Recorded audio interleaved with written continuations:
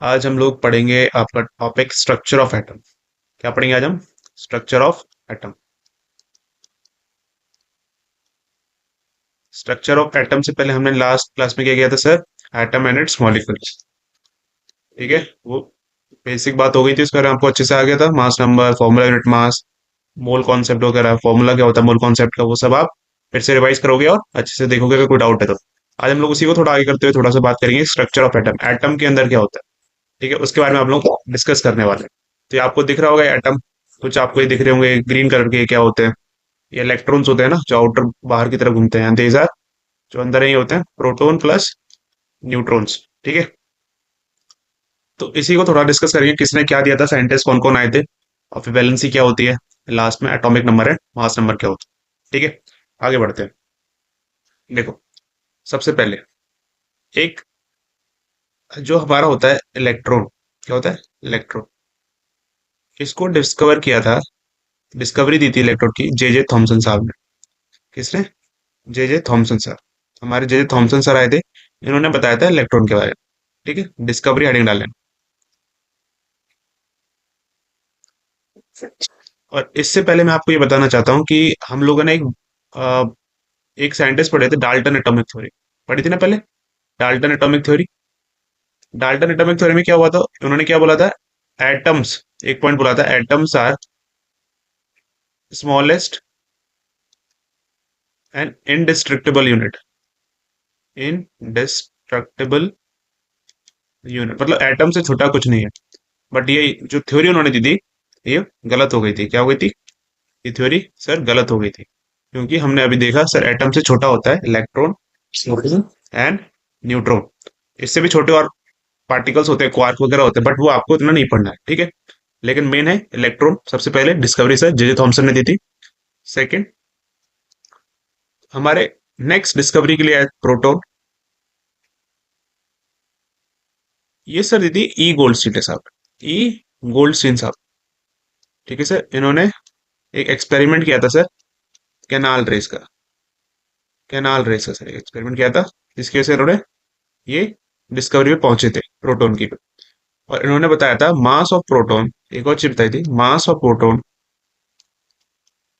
जो होता है सर, वो होता है is 2000 times that of electron. ठीक है, ये बताया था एज वेल एज इन्होंने ये भी बताया था sir, proton is positive charge. Proton होता है पॉजिटिव चार्ज एंड इलेक्ट्रॉन होता है सर नेगेटिव चार्ज। कौन सा चार्ज? Negative charge. ठीक है, अब नेक्स्ट डिस्कवरी के लिए हमारी हुई थी न्यूट्रॉन की। ठीक है, ये डिस्कवरी दी थी साहब हमारे एक साइंटिस्ट है, James Chadwick. James Chadwick, spelling थोड़ी देखना चैडविक एक बार, है ना, कंफर्म कर लेना। वैसे जेम्स चैडविक ने दिया था सर न्यूट्रॉन। न्यूट्रॉन जो होता है सर, ये न्यूट्रल होता है, इसका कोई चार्ज नहीं होता, this is neutral in nature. Neutral in nature. Basically आपका ये एटम होता है। ठीक है, इसके आसपास जो होते हैं, इसके आउटपास हमारे क्या होते हैं? इलेक्ट्रॉन चल रहे होते हैं। जैसे ये देखो, ये बीच में है आपका न्यूक्लियस ऑफ एटम, इसको कहते हैं न्यूक्लियस ऑफ द एटम। इसके आसपास, आसपास के शेल्स में चल रहे होते हैं इलेक्ट्रॉन्स। आउटर मोस्ट शेल में क्या होते हैं? इलेक्ट्रॉन। ये आउटर मोस्ट शेल है, इसके आसपास क्या होते हैं? ये इलेक्ट्रॉन, दीज आर इलेक्ट्रॉन्स। तो जो न्यूक्लियस ऑफ द एटम होता है, न्यूक्लियस ऑफ द एटम, वो किससे बनता है? Proton plus neutron. ठीक है, तो यही मैं लिखना चाह रहा था यहाँ पे, इन न्यूक्लियस ऑफ द एटम जो होता है न्यूक्लियस, वो बनता है हमारी प्रोटॉन प्लस न्यूट्रॉन। ठीक है, अब एक पॉइंट, ये जितना भी होते हैं इलेक्ट्रॉन, प्रोटॉन्स, न्यूट्रॉन, इनको हम लोग कहते हैं they are subatomic particles. They are subatomic particles. They are all subatomic particles. Atoms के अंदर है तो इसलिए सब एटॉमिक पार्टिकल्स। क्लियर हो गई बात? किस किस ने डिस्कवरी किया? डिस्कवरी इंपॉर्टेंट है, पूछ लेता है। ठीक है, उसके बाद हम लोग कुछ साइंटिस्ट के बारे में पढ़ेंगे, starting with James, sorry, starting में जे जे थॉमसन। एक साइंटिस्ट थे हमारे जे जे थॉमसन सर। इन्होंने बताया आपको इलेक्ट्रॉन की डिस्कवरी थी, लेकिन कैसे दी थी? इन्होंने क्या किया, इन्होंने एक मॉडल दिया था, प्लम पुडिंग मॉडल। कैसा model sir? Plum pudding model. Pudding माने जानते हो ना क्या होती है? खीर, है ना? या फिर वाटरमेलन मॉडल कहते हैं, वाटरमेलन मॉडल। इन्होंने क्या बोला था, ये डायग्राम देखना, अभी बना के दे रहा हूँ। इन्होंने बोला था ये हमारा वाटरमेलन है, इसके अंदर जो बीज होते हैं, जो बीज होते हैं, एक मॉडल कहता है बीज होते हैं, मतलब एटम के अंदर सिर्फ और सिर्फ इलेक्ट्रॉन्स होते हैं। इन्होंने बोला था एक 20 टाइप होते हैं जो होते हैं इलेक्ट्रॉन, तो सिर्फ इन्होंने यही बोला था कि बस एक आउटर मोस्ट कवरिंग है और जिसके आसपास इलेक्ट्रॉन्स प्रेजेंट एम्बेडेड है, electrons are embedded inside the atom. Atom electrons are electrons are embedded inside the atom. इन्होंने बस ये बोला, कि बोला था एक बीज टाइप के जितने भी एरिया होता है ना, वाटरमेलन में क्या होता है बीज, उसको ये इलेक्ट्रॉन्स कंसीडर कर रहे थे कि ऐसा होता है कि सिर्फ इलेक्ट्रॉन्स ही होते हैं एटम के अंदर। तो ये बात तो हमने आगे रखी थी कि भाई इलेक्ट्रॉन्स तो नहीं होते, और भी चीजें होती हैं, सिर्फ इलेक्ट्रॉन्स तो नहीं होते, है ना? सिर्फ इलेक्ट्रॉन्स तो नहीं होते। फिर आए नेक्स्ट साइंटिस्ट हमारे, ये पहले साइंटिस्ट हो गए जे थॉमसन, इनका मॉडल कर बता क्या नाम था, ठीक है? और उन्होंने क्या किसकी डिस्कवरी दी थी? इलेक्ट्रॉन की, ठीक है? फिर आए नेक्स्ट साइंटिस्ट हमारे, नेक्स्ट साइंटिस्ट आते हैं रदरफोर्ड साहब। कौन आते हैं? रदरफोर्ड साहब। रदरफोर्ड मॉडल आता है, Rutherford model of an atom, ठीक है? अब इन्होंने क्या किया सबसे पहले, इन्होंने लिया एक गोल्ड फॉइल, एक गोल्ड की शीट, क्योंकि इनको चाहिए था कोई भी ऐसा मटेरियल जो काफी थिन हो, because they want thin material. And you know, क्या पता है आपको गोल्ड क्या है?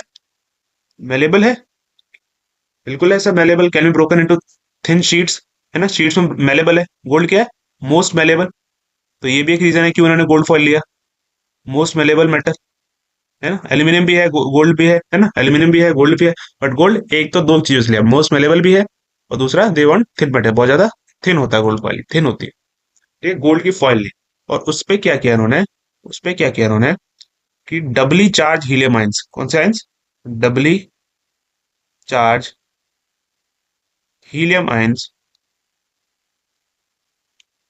इन्होंने बॉम्बार्ड किए। क्या किए? बॉम्बार्डिंग की, बॉम्बार्डमेंट।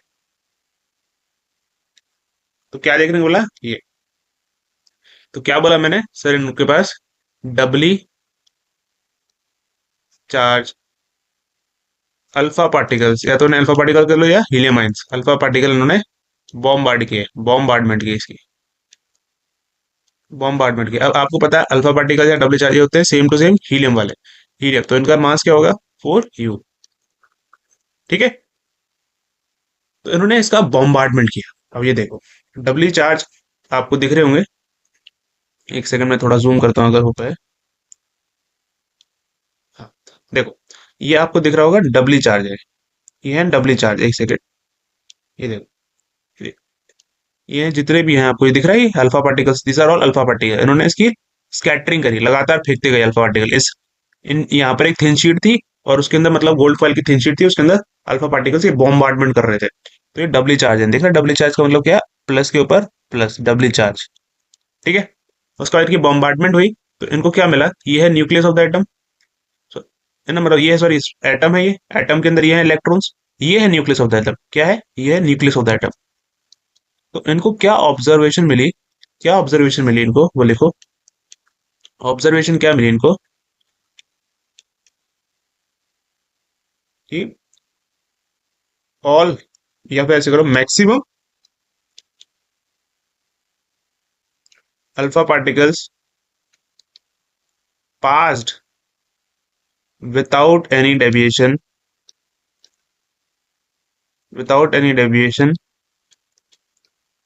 एंड सम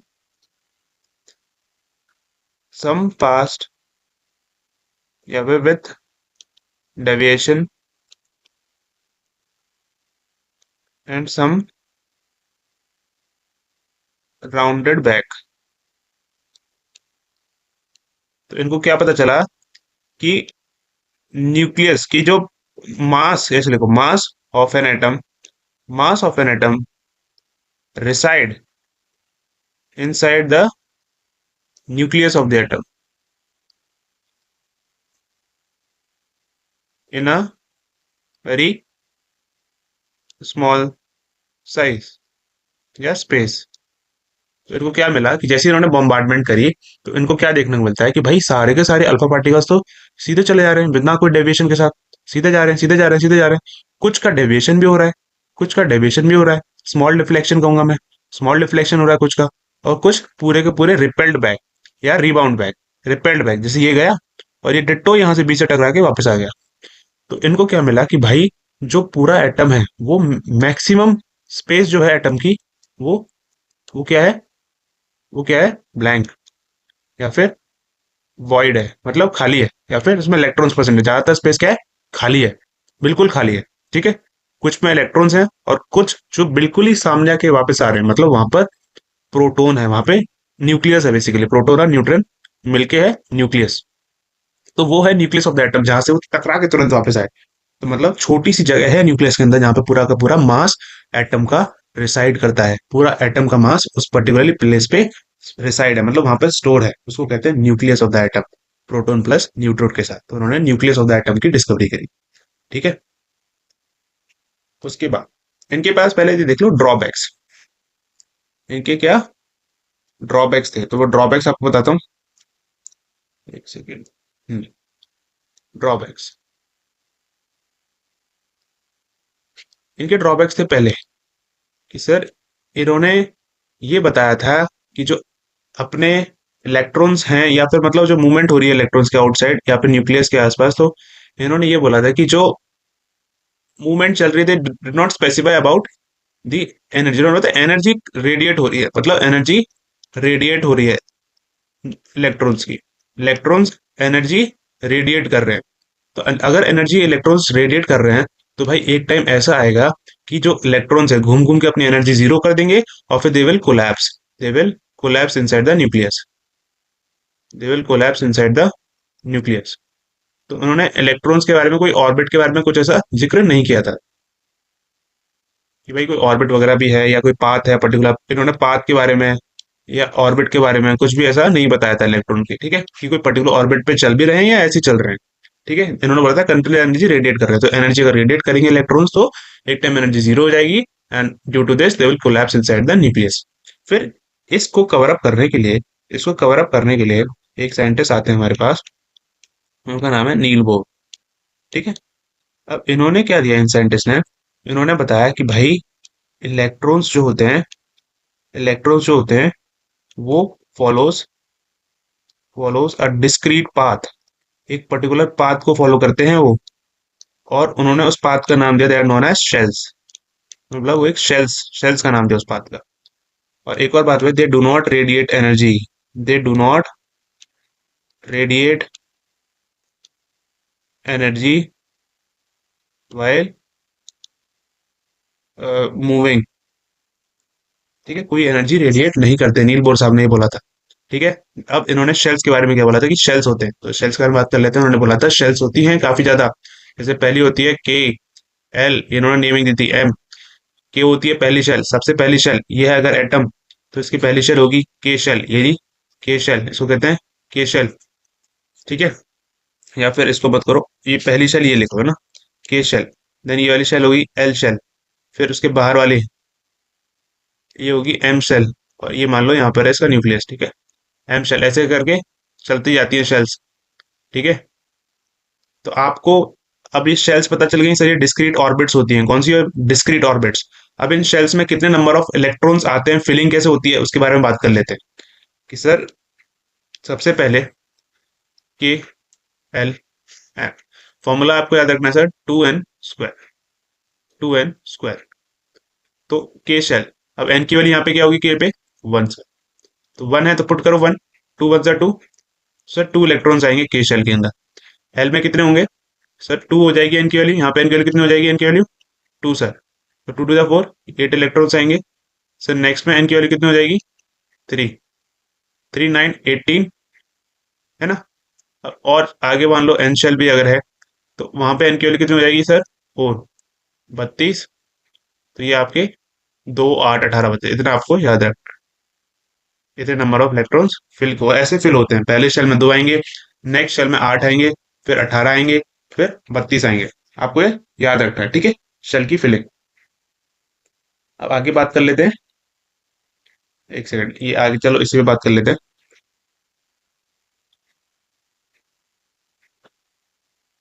ये फिक्स, हाँ। सर वैलेंसी क्या होती है, देखो आपको वो तो पता चल गया सर, न्यूट्रॉन की डिस्कवरी उन्होंने बता दिया आपको, जेम्स चैडविक साहब ने दी थी ना, वो तो उसमें उतना ही पढ़ना है बस। अब सब वैलेंसी के बारे में बात कर लेते हैं। तो वैलेंसी क्या होती है? वैलेंसी होती है combining capacity of, combining capacity of electrons. Electrons की कंबाइनिंग कैपेसिटी को कहते हैं वैलेंसी। और जो आउटर मोस्ट शेल होता है, आउटर मोस्ट शेल, उसके पास जो इलेक्ट्रॉन होता है, आउटर मोस्ट शेल इलेक्ट्रॉन्स, उसको कहते हैं सर वैलेंस इलेक्ट्रॉन। क्या कहते हैं? Valence electron. ठीक है, ये दोनों चीज याद रहेंगी, बहुत इंपॉर्टेंट है ये दोनों, काफी ज्यादा इंपॉर्टेंट है। ठीक है, इंपॉर्टेंट है ये वैलेंसी और वैलेंस इलेक्ट्रॉन्स भी। ठीक है। ओके, अब देखो वैलेंसी को एग्जांपल के साथ, जितने एलिमेंट ये मैंने ये टेबल लिखी है, ये पूरे आपको याद होने चाहिए टेबल। मतलब ये एलिमेंट, नंबर ऑफ एलिमेंट्स के नाम याद होने चाहिए आपको ना, एलिमेंट्स के आपको नाम याद होने चाहिए। और फिर सीरीज, इसी ऑर्डर। ठीक है, कैसे भी याद कर लो, हेलिडन है जो भी, मतलब अलग अलग जो भी बना सकते हो आप, डिफरेंट डिफरेंट, वो बना लेना अपने मिनिमोनिक्स और उसे याद करना है आप। अब देखो मेरे को बताना है आपको कि ये हो क्या रहा है इसमें ना, बेसिक वो समझो आप। अब देखो, अगर मैं कोई भी एग्जांपल ले लेता हूँ, फॉर एग्जांपल हीलियम। ठीक है, हीलियम का बना लिया सर, हीलियम। हीलियम का एटॉमिक नंबर कितना है? 2। ठीक है, सीरीज में सब कुछ, एटॉमिक नंबर कहाँ तक याद करना है आपको? 20 तक याद करना है। इसके बाद और याद करने हैं अगर आपको, तो वो भी आपको याद करने पड़ेंगे। पोटेशियम एंड कैल्शियम, वो होता है एटॉमिक नंबर 19 एंड 20, 20 तक आपको याद होना चाहिए। ठीक है। अब सर हीलियम है, हीलियम का सर एटॉमिक नंबर है सर, एटॉमिक नंबर है 20, सॉरी 2। ठीक है, एटॉमिक नंबर का मतलब ये जो टेबल में अरेंज करते हैं ना, पीरियोडिक टेबल, उसमें 2 नंबर पर आ रहा है एटॉमिक नंबर का मतलब वो। और बेसिकली एटॉमिक नंबर, और आप समझोगे अभी नंबर ऑफ प्रोटॉन्स इसके पास कितने हैं, वो होता है एटॉमिक नंबर बेसिकली ना, और डिटेल मतलब होता है आपको। तो एटॉमिक नंबर इसका 2 है अभी। अब एटॉमिक नंबर 2 है, तो सर के शेल और एल शेल, इलेक्ट्रॉन्स अरेंज करने। अब अरेंज करने से 2 है इसका एटॉमिक नंबर, तो सर के शेल में ही 2 हो जाएगा, कंप्लीट हो गया, इस शेल की तो जरूरत ही नहीं है। तो सर के में ही 2 हो गया। अब के में ही 2 हो गया, तो इसका वैलेंस इलेक्ट्रॉन्स कितने हैं? वैलेंस इलेक्ट्रॉन कितने हैं सर इस पे? सर जो आउटर मोस्ट शेल में होते हैं वो होते हैं वैलेंस इलेक्ट्रॉन, सर 2 है। सर वैलेंसी कितनी है? अब देखो वैलेंसी कैसे निकालते हैं। वैलेंसी निकालने के लिए हमेशा याद रखो, या तो वो जो भी एटम है या जो भी एलिमेंट है, वो अपने आप को या तो फ्री करेगा, जीरो बनाएगा। ठीक है, अगर वो या तो इलेक्ट्रॉन लूज करेगा या तो इलेक्ट्रॉन गेन करेगा, बेसिकली 2 चीज करनी है उसे, या तो इलेक्ट्रॉन लूज करेगा या तो इलेक्ट्रॉन गेन करेगा। और उसको अपना या तो ऑक्टेट कंप्लीट करना है, अपना ऑक्टेट उसे कंप्लीट करना होता है। तो ऑक्टेट कंप्लीट करने के लिए या तो वो 8 का फिगर बनाएगा, या तो अपने आप को वो जीरो की तरफ लेके जाएगा, या तो अपने आप को वो जीरो की तरफ लेके जाएगा। ठीक है, ये याद रखना। ठीक है, और जितने भी हमारे नोबल गैसेस होते हैं, जितने भी हमारे नोबल गैसेस होते हैं, उनका तो आपको आंख बंद करके याद रखना है। जैसे हीलियम एक नोबल गैस है, और हमारे कहाँ गए नोबल गैस? नियॉन एक नोबल गैस है। आर्गन कहाँ गई? आर्गन एक नोबल गैस है। इनकी हमेशा वैलेंसी जीरो होती है, इनकी हमेशा वैलेंसी जीरो होती है। जितनी भी नोबल गैस होती है, नोबल गैसेस, इनकी वैलेंसी हमेशा, सॉरी, नोबल गैसेस वैलेंसी इनकी हमेशा जीरो होती है। ठीक है, इंपॉर्टेंट। अब एक और चीज देखो। ठीक है, यहाँ पे तो सर वैलेंसी जीरो हो गई, हमको याद करना पड़ गया है। और बताओ सर, ठीक है, बेरिलियम ले लो। बेरिलियम ले लिया मैंने, उसका एटॉमिक नंबर कितना है? 4। के शेल एल शेल, सर 2 यहाँ पर आएगा, और कितना बचा सर? 2 यहाँ पर आएगा। सर ये 2 आया, मतलब अगर सर ये 8 अगर अपना बनाना चाह रहा है, तो सर इसको 6 इलेक्ट्रॉन्स लेने पड़ेंगे। सर 6 से लेने पड़ेंगे, है ना, लेने पड़ेंगे सर 6। तो सर 6 ले, उससे बढ़िया सर ये 2 लूज कर दे। 2 लूज करना ज्यादा आसान है, 6 लेने से बढ़िया 2 लूज करके 0 बना लेगा। तो या तो 0 बनाओ या 8 बनाओ। ठीक है, तो इसे 2 लूज कर देगा, तो इसकी वैलेंसी 2 हो जाएगी। बेरिलियम ये रहा, इसकी आप वैलेंसी देखो 2।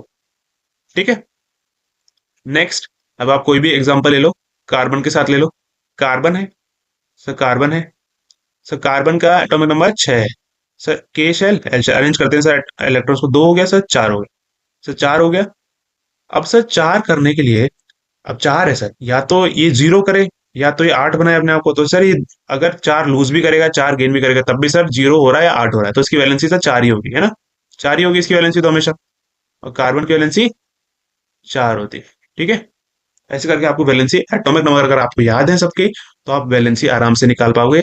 शेल्स में अरेंज करके इलेक्ट्रॉन्स को आपको लास्ट वैलेंस इलेक्ट्रॉन देखना है और उसकी वैलेंसी उस हिसाब से चेक करनी होती है। ठीक है, क्लियर हो गया। Okay, next. अब हेडिंग डालो एटॉमिक नंबर। क्या हेडिंग डालोगे? Atomic number.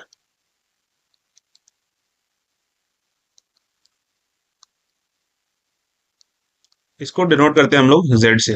किससे? जेड से।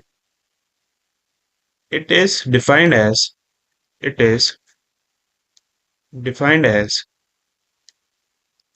Number of protons present inside the nucleus of atom। तो अगर मैं बोलूं सर एटॉमिक नंबर का मतलब होता है sir directly number of proton. अगर आपको एटॉमिक नंबर पता है तो समझ लो उसके पास इतने नंबर ऑफ प्रोटॉन्स हैं। ठीक है, atomic number is the number of protons of an atom. ठीक है, उसके बाद नेक्स्ट लिखो, next mass number. Mass number, इसको मास नंबर को आप डिनोट करते हो, इसको डिनोट करते एज सच नहीं हो आप, इसको कोई ऐसे नहीं डिनोट करते कि भाई कोई नंबर से या फिर कोई फिगर से आप डिनोट करोगे। इसका डिनोशन पावर नहीं, एटम नंबर को तो आप जेड से डिनोट करते हो, मास नंबर को आप मान लो मैं मास से एम से डिनोट कर रहा हूँ। ठीक है, it is defined as, it is defined as number of proton plus number of neutron inside the atom, inside the atom. तो मतलब अगर बोलूं mass number is equal to number of proton plus number of neutron. एक second, number of proton and number of neutron. Okay, number of proton and number of neutron.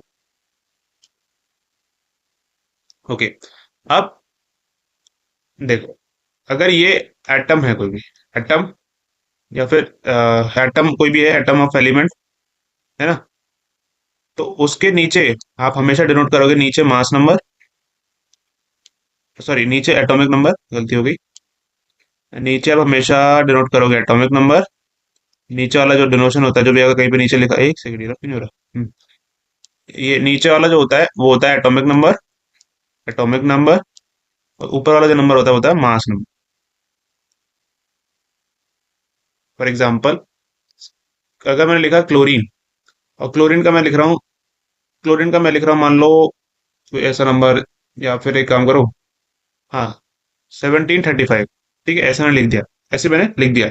तो फिर 17 होगा sir chlorine का atomic number, atomic number chlorine का 17 ही है ना, आ गया 17, ठीक है 17 एटॉमिक नंबर होगा क्लोरीन का 17। और 35 होगा सर मास नंबर, 35 होगा सर मास नंबर। ठीक है, ये क्लियर हो गया कैसे बोला मैंने। ठीक है, अब बात कर लेते हैं सबसे पहले, एक और बात, अगर मैं सेम क्लोरीन का एग्जांपल लेके चल रहा हूँ, 1735 है ना, या फिर एक और एग्जांपल ले लेते हैं, कार्बन का ले लेते हैं। कार्बन का अगर मैं एग्जांपल ले रहा हूँ 612 का, मतलब 6 एटॉमिक नंबर है उसका, 12 मास नंबर। तो 612 का तो मतलब एटॉमिक नंबर जो है इसका मतलब कितना, इससे मेरे को एक और बात पता चल रही है कि सर इसके बाद नंबर ऑफ प्रोटॉन कितने हैं? सर 6 है। और सर मास नंबर क्या बताता है sir? Number of proton plus number of neutron, neutron, ये तो बताता है, number of proton plus number of neutron. अब मेरे पास, अब मेरे पास मान लो नंबर ऑफ प्रोटॉन 6 है, नंबर ऑफ न्यूट्रॉन x है। एक सेकेंड, ये क्या हो गया? हाँ, number of proton plus number of neutron is equals to mass number. ठीक है, मास नंबर मेरे को पता है सर 12 है, तो नंबर ऑफ प्रोटॉन मेरे को पता है सर 6 है, तो नंबर ऑफ न्यूट्रॉन में कितने हो जाएंगे, एक्स अगर मैं लूँ तो सर 6 आ गए, है ना? ये भी सॉल्व कर सकते हो आप इससे, या ऐसे ही सॉल्व करने के क्वेश्चंस आपको आ सकते हैं, ठीक है? उसके बाद नेक्स्ट आपको बताना है मेरे को एटॉमिक, सॉरी एटॉमिक नंबर तो हो गया, आइसोटोप्स क्या होता है, isotopes. Isotopes are okay, they are the elements having same atomic number but different mass number, but different mass number. For example 1 H1, 1 H2 and 1 H3। ठीक है, atomic number सब same है, नीचे वाले एटॉमिक नंबर सेम है, mass number सब different है, different है ना? अब इनके नाम है, ये है हाइड्रोजन के आइसोटोप्स। किसके आइसोटोप्स सर? हाइड्रोजन के आइसोटोप्स हैं, हाइड्रोजन आइसोटोप्स। इसको कहते हैं प्रोटियम, इसको कहते हैं ड्यूट्रियम, इसको कहते हैं ट्रिटियम, ट्रिटियम।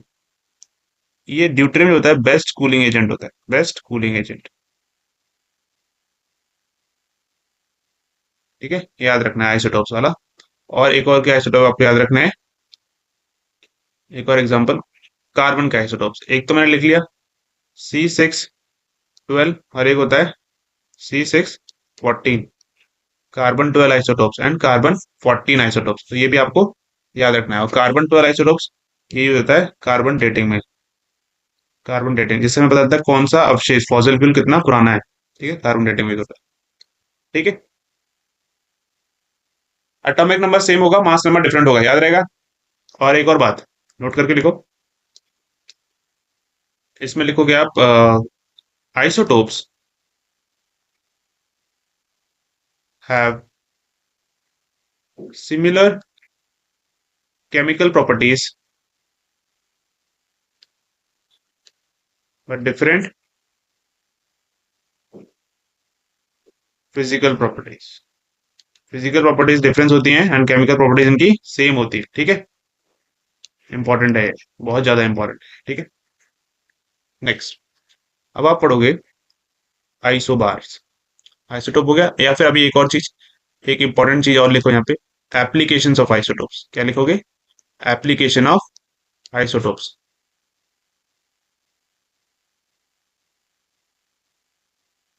इसमें पहला आपको लिखना है uranium, uranium isotope, iso is used in nuclear reactor. Nuclear के रिएक्टर में यूज होता है यूरेनियम के isotopes.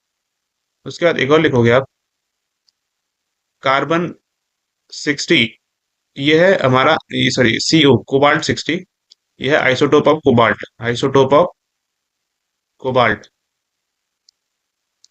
Is used in treatment of cancer. Cancer का ट्रीटमेंट के लिए कोबाल्ट का आइसोटोप, किसका आइसोटोप? कोबाल्ट का आइसोटोप। एंड नेक्स्ट आप लिखोगे आयोडीन 131, आयोडीन का कौन सा? 131 isotope, isotope of iodine is used in, is used to treatment of goiter. Goiter मतलब गले में एक गोइटर हो जाती है बीमारी, से बड़ा हो जाता है गला, फिर सूज जाता है, उसको कहते हैं गोइटर बीमारी। उसके लिए isotope of iodine, iodine 131 use होता है। ठीक है, ये याद रखना आपको, ठीक है, इंपॉर्टेंट है ये। उसके बाद लिखोगे आइसोबार्स, आइसोबार्स, आइसोबार्स में लिखोगे, इसमें लिखोगे आप, इनके पास क्या होते हैं? सेम मास नंबर होता है but but different atomic number, different atomic, एक सेकंड पे,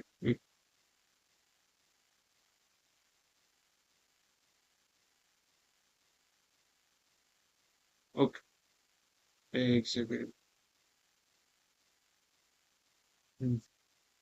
okay, but different atomic number. ठीक है, इसमें कोई डाउट सर? यहाँ पे मास नंबर सेम होगा बस, और एटॉमिक नंबर डिफरेंट होगा। इसमें कोई डाउट? सर जैसे कि एक हमारे पास एग्जांपल ले लेते हैं, मैं आर्गन का ले लेता हूँ एक, और एक एग्जांपल पेशेंट लेता हूँ। इसमें आर्गन के आप देखोगे 18 और 19 और 40 इनका एटॉमिक नंबर है। और एक और इसके साथ होता है argon, potassium as well as calcium, 20 और 40। एटॉमिक नंबर डिफरेंट है बट मास नंबर सेम है। याद रहेगा? ये भी इंपॉर्टेंट है। एग्जाम्पल तो इंपॉर्टेंट नहीं है, तो आप पता ही कर लोगे कैसा भी एग्जाम्पल है आपके पास, लेकिन लिखने के लिए मैंने दे दिया है। ठीक है, अब एक लास्ट टॉपिक, एक लास्ट टॉपिक सर, एक टॉपिक आता है iso electronic species. Iso electronic का मतलब है same number of electrons, same number of electrons. ठीक है, इसमें प्रेजेंट होते हैं। फॉर एग्जाम्पल अगर मैं आपको दूं, मान लेता हूं एक O2 नेगेटिव और F नेगेटिव और Mg2 पॉजिटिव, क्या ये आइसो इलेक्ट्रॉनिक स्पीसीज है? तो लेट अस चेक। ऑक्सीजन कितना होता है एटॉमिक नंबर? आ जाओ, याद नहीं है तो ऑक्सीजन देखो, चेक करो। सर ऑक्सीजन एटॉमिक नंबर 8, 8 होता है। ठीक है सर, 8 होता है। 8 होता है, उसमें से 2 इलेक्ट्रॉन और आ गए, तो सर कितना हो गया? 10 हो गया टोटल इलेक्ट्रॉन्स। कितने इलेक्ट्रॉन्स हो गए सर? 10 इलेक्ट्रॉन्स हो गए। सर फ्लोरीन, फ्लोरीन का कितना होता है? आ जाओ। Sir fluorine fluorine fluorine, fluorine से ये रहा, फ्लोरीन का सर 9 होता है, 9 होता है सर। और एक इलेक्ट्रॉन और आ गया, तो सर इसका भी 10 हो गया। Mg, Mg2 पॉजिटिव मैग्नीशियम का देखो, आ जाओ। अभी आपको याद करना है, याद होना चाहिए। ठीक है, मैं आप दिखा रहा हूँ ताकि आपको पता चल जाए कैसे निकालते हैं। मैग्नीशियम ये रहा, कितना होता है सर? 12, atom number 12। आ जाओ, 12 के बाद अब क्या हुआ यहाँ पे सर? 2 इलेक्ट्रॉन्स चले गए, पॉजिटिव चार्ज आएगा ना, इलेक्ट्रॉन गए, नेगेटिव मतलब आते हैं इलेक्ट्रॉन्स, तो सेम 10। तो देखो ये एक आइसो इलेक्ट्रॉनिक स्पीशीज है, इनकी सेम नंबर ऑफ इलेक्ट्रॉन्स है। ठीक है, एक क्वेश्चन ये भी आता है। क्लियर हो गया? तो आपको चैप्टर अच्छे समझ में आ गया? छोटा सा चैप्टर था। ठीक है, छोटा सा था, आपको बस देखना है, रिवाइज करना है अच्छे से, कौन किसने क्या दिया, डिस्कवरी क्या दिया, 20 एलिमेंट्स का एटॉमिक नंबर आपको याद होना चाहिए। ठीक है, ओके। अब आप अच्छे से पढ़ो, एंड फाइनली जय हिंद। Okay, good bye.